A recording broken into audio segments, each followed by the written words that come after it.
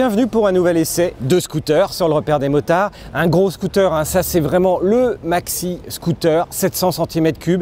Et oui, c'est le Forza 750, c'est la nouveauté chez Honda pour 2021. Et pourquoi c'est aussi important? C'est surtout important pour eux, c'est vraiment un modèle phare. Pourquoi? Eh bien, Honda avait déserté les maxi scooters depuis les SWT ou les Silverwing, notamment le fameux Silverwing 600 dont on se souvenait, voire des versions 400.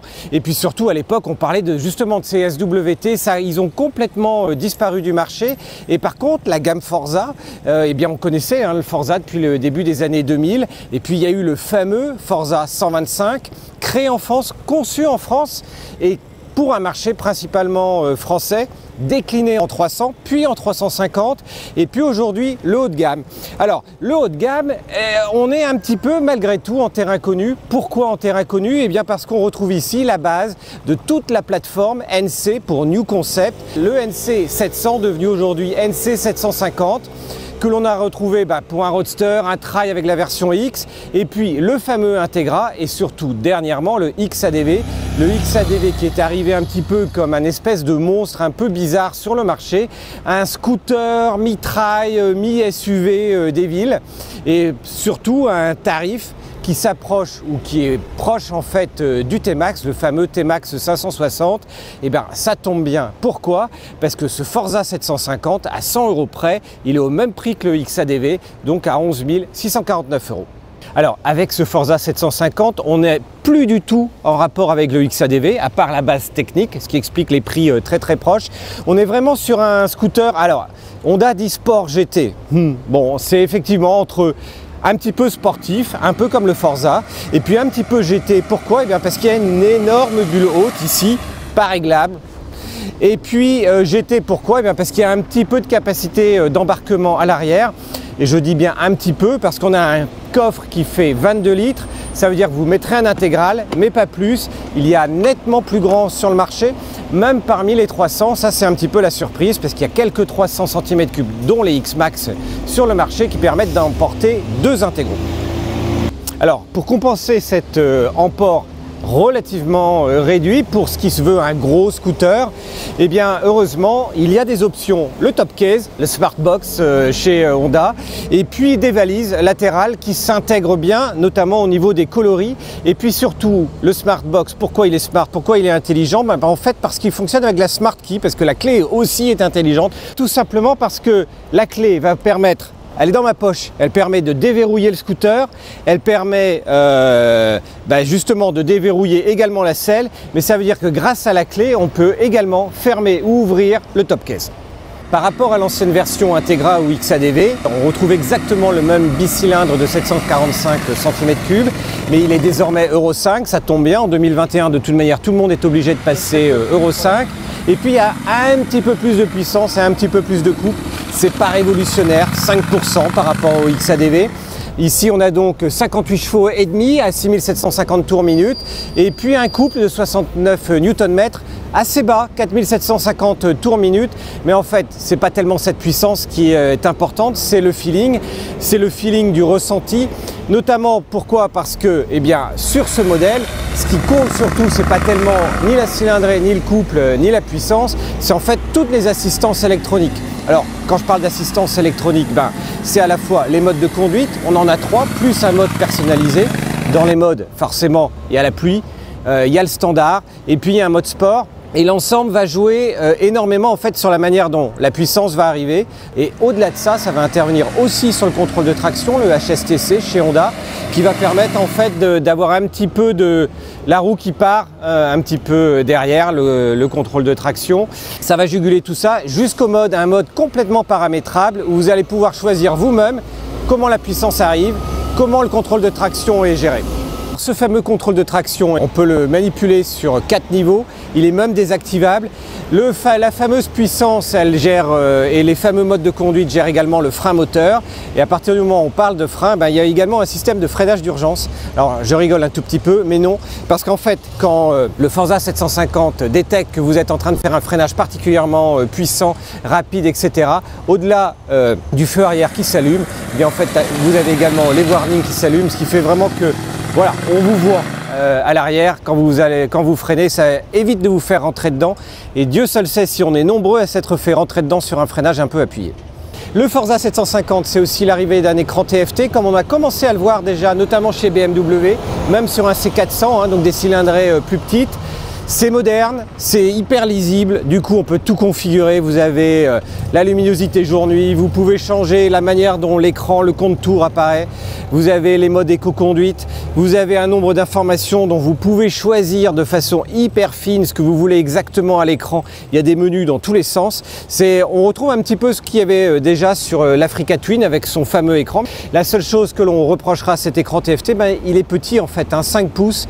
Il y a beaucoup plus grand sur le marché, y compris sur des cylindrées plus petites. Alors, on l'a dit, ce Forza 750, il est basé sur la plateforme NC, New Concept. Et ce qui caractérise cette plateforme NC, eh bien, c'est la fameuse boîte DCT. C'est quoi la boîte DCT? C'est Dual Clutch Transmission, la transmission à double embrayage. Et autant sur le 700, c'était pas très convaincant. Depuis, Honda l'a largement mis sur plein de machines. On le retrouve aussi bien sur la Gold que sur l'Africa Twin dans certaines versions. Arrivé aujourd'hui, c'est une boîte qui est efficace, qui permet en fait de choisir entre un mode complètement automatique ou un mode où vous allez vous-même, via des palettes, arriver à monter ou descendre les rapports. Et ces rapports, surtout, gèrent votre vitesse et le mode de conduite. Donc le tout s'imbrique, ça veut dire que si vous êtes en mode pluie, la boîte DCT n'interviendra pas de la même manière, ne passera pas les mêmes vitesses. Ça veut dire quoi? Ça veut dire que si vous êtes par exemple en mode standard ou en mode pluie, vous pourrez être à 120 km/h sur le 6e et dernier rapport, sur autoroute, pas sur national. Mais par contre, si vous êtes en mode sport, que vous êtes à 120, que vous avez besoin d'accélérer, la boîte est capable, à partir du moment où vous donnez un bon coup de gaz, de descendre automatiquement 1 à 2 rapports. Donc elle est capable même à 120 km/h de descendre sur le 3e rapport pour vous donner plein de pêche et vous permettre de grimper tous les km/h nécessaires pour atteindre des vitesses interdites en France, mais autorisées en Allemagne. Voilà, le Forza 750 est doté d'une interface à contrôle vocal qui permet, via un kit intercom de communication placé dans le casque, d'écouter la navigation, la musique, les appels reçus sur votre mobile et de contrôler les menus par la voix ou depuis le commodo gauche du scooter. Par contre, il n'y a aucune visualisation de l'itinéraire ou des SMS sur l'écran du scooter lui-même. Mais assez parlé, il est temps de prendre les gants, le casque et puis d'aller faire un tour avec les petites routes.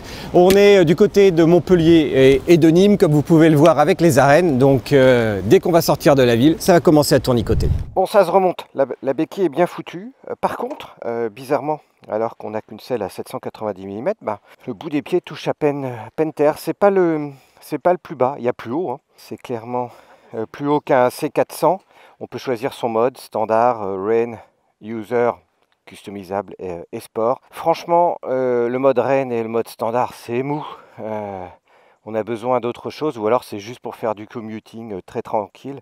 Donc le mode sport, il est vraiment très bien. On part sur les graviers et on déverre.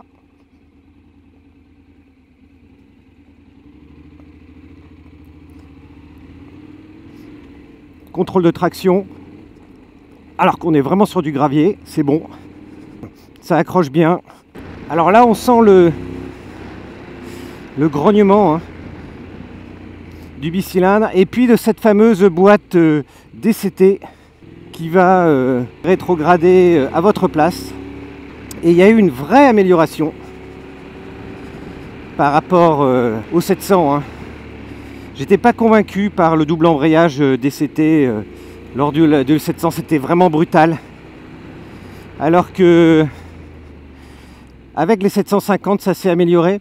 Alors on peut penser que c'est un Integra, hein, notamment pour le côté un petit peu plus urbain. Mais non, Honda réaffirme qu'on est bien sur une base de XADV, ce qui explique un prix quasi identique à 100 € près. Là on est sur la petite route, ça saute, hein. On est presque sur un scooter plutôt sportif. C'est super maniable. Et puis les accélérations sont franches. C'est pas fun, mais c'est franc, puissant. On sent le couple également, hein, les 69 Nm. Alors ce qui est bien, c'est que là on a des petites épingles. Il n'y a vraiment pas de soucis. On fait juste gaffe aux traces de gasoil, on s'est fait une petite virgule. Bon, on tourne 2,80 m, 2 mètres. Franchement, les demi-tours sont faciles avec ça. Et encore une fois, le mode sport est bien plus sympa que quand on prend les autres. Bon, après, on retrouve cette boîte DCT qui... où on peut se retrouver si on ralentit avant un virage avec un rapport qui descend alors qu'on s'y attend pas, alors qu'on aimerait bien rester dans les tours. Mais c'est franc, avec une petite sous-tendance notamment sur les autres modes, à être toujours sensiblement en sous-régime. Alors c'est ça qui va entraîner également une consommation moins importante, parce que là Honda annonce 3,6 litres, ce qui est vraiment rien du tout pour une cylindrée de ce type.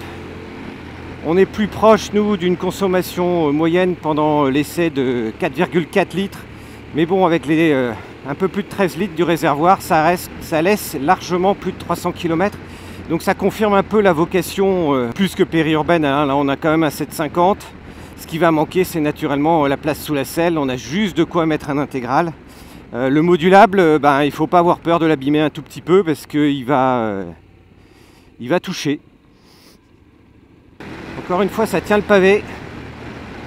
Confort sec. Mais au moins, on sent que le châssis est hyper rigide, quoi. Ça se tortille pas dans tous les sens. Bon, sans doute, hein, cadre diamant habituel.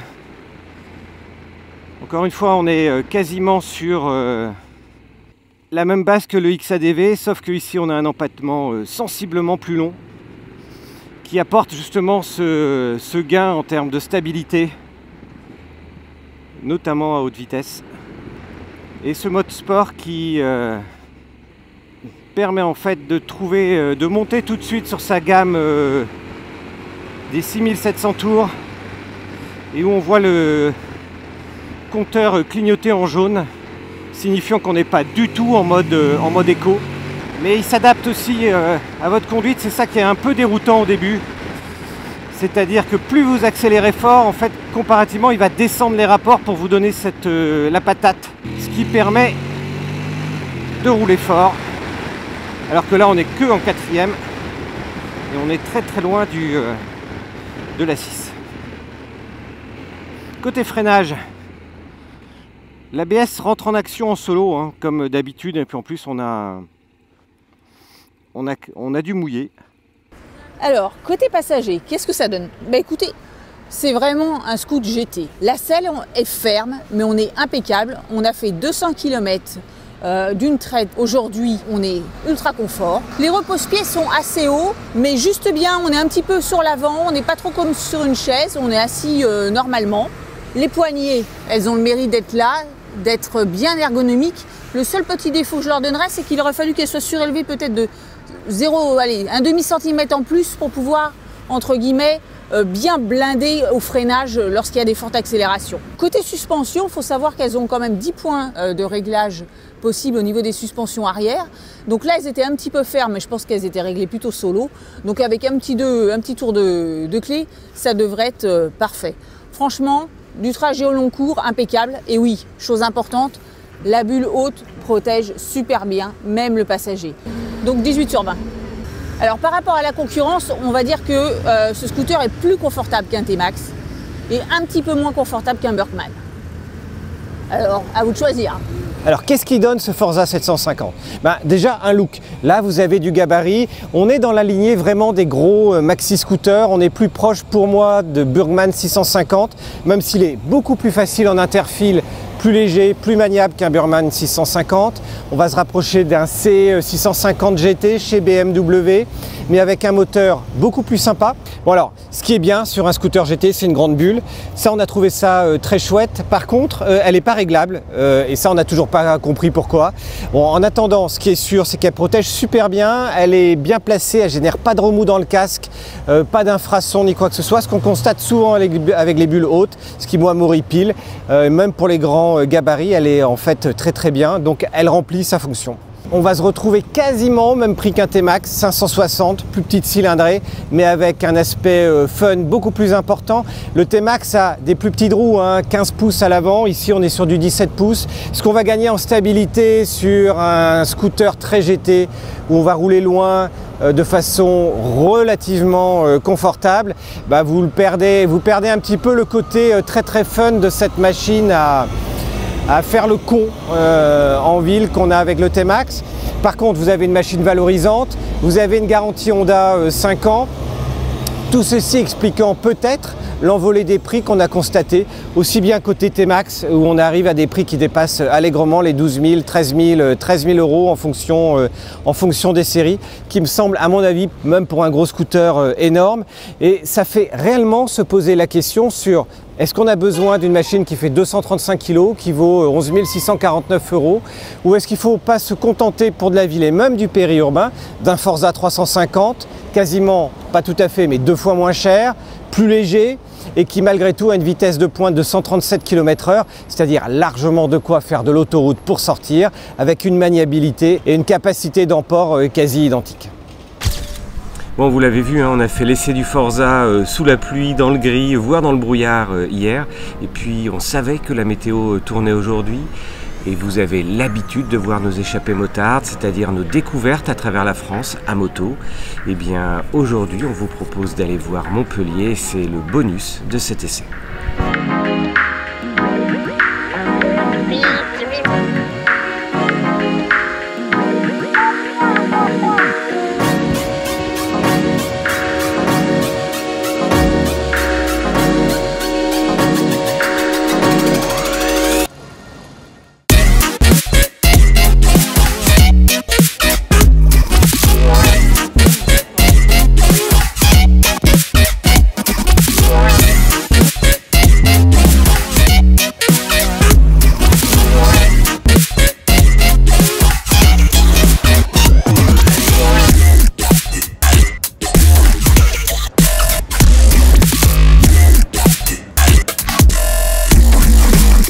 On a vu un concept store et puis il y avait un casque en entrée, forcément on rentre.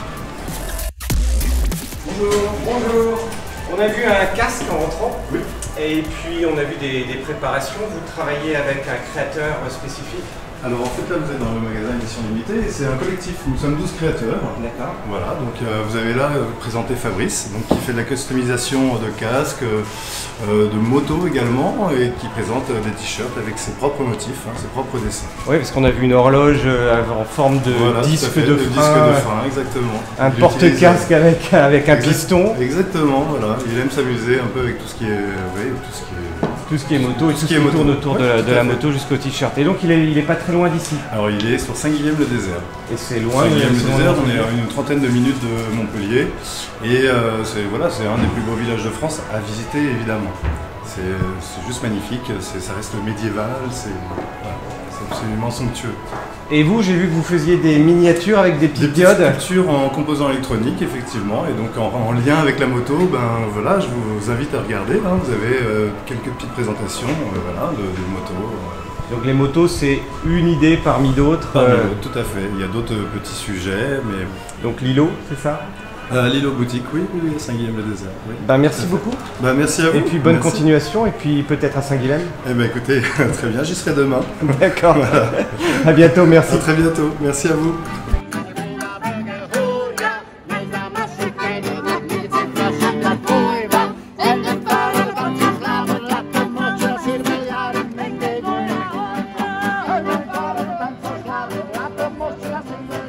Vous avez aimé cet essai du Forza 750, eh bien n'hésitez pas à cliquer en bas à droite, n'hésitez pas non plus à nous poser toutes les questions. Retrouvez l'essai écrit quelquefois avec plus d'informations sur le site Le Repère. Si vous découvrez la chaîne aujourd'hui, je vous invite à cliquer en bas à droite pour vous abonner. Et je vous dis à très vite pour un nouvel essai et surtout un essai au quotidien parce que vous le savez, on aime prendre aussi les machines sur plusieurs semaines pour vous donner vraiment notre ressenti au jour le jour. C'est ça qui fait la marque de fabrique depuis des années du Repère des motards.